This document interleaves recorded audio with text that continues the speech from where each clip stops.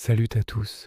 Aujourd'hui, je vous emmène découvrir l'une des techniques artistiques les plus fascinantes de l'histoire, la fresque. Vous savez, ces peintures monumentales qui ornent les murs de nos plus beaux monuments depuis des millénaires. Mais attendez, ce n'est pas juste de la peinture sur un mur. La fresque, c'est tout un art qui vient du mot italien affresco, littéralement peindre dans le frais.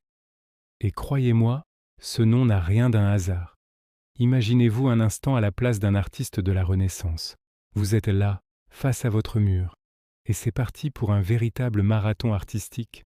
D'abord, il faut préparer le support avec plusieurs couches de mortier à la chaux. La première couche, l'arixio, c'est comme le fond de teint de votre mur, mais en plus costaud. Ensuite vient la partie la plus stressante. Vous ne pouvez peindre que ce que vous êtes capable de finir dans la journée. On appelle ça une giornata. Pas le droit à l'erreur, pas de Ctrl plus Z possible. Une fois que l'enduit sèche, c'est fini, il faut tout recommencer. Et les couleurs alors? Oubliez vos tubes de peinture moderne. Nos artistes travaillaient avec des pigments naturels, de l'ocre, de la terre verte, du cinabre. Pour le bleu profond, certains utilisaient même du lapis lazuli venu tout droit d'Afghanistan.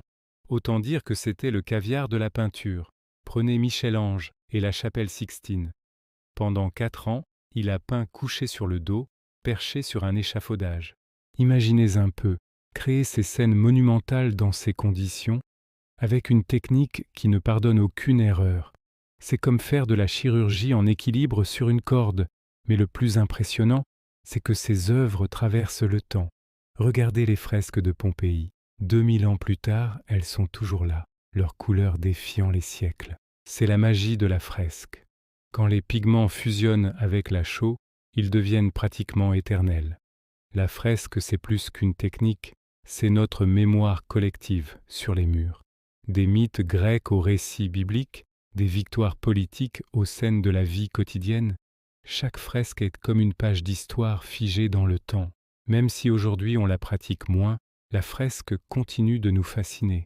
Elle nous rappelle que l'art peut être à la fois éphémère dans sa création et éternel dans sa présence. C'est une belle métaphore, non? Si cette plongée dans l'histoire de l'art vous a plu, n'oubliez pas de liker cette vidéo et de vous abonner à la chaîne pour d'autres découvertes passionnantes. Et dites-moi en commentaire quelle fresque célèbre vous aimeriez voir en vrai.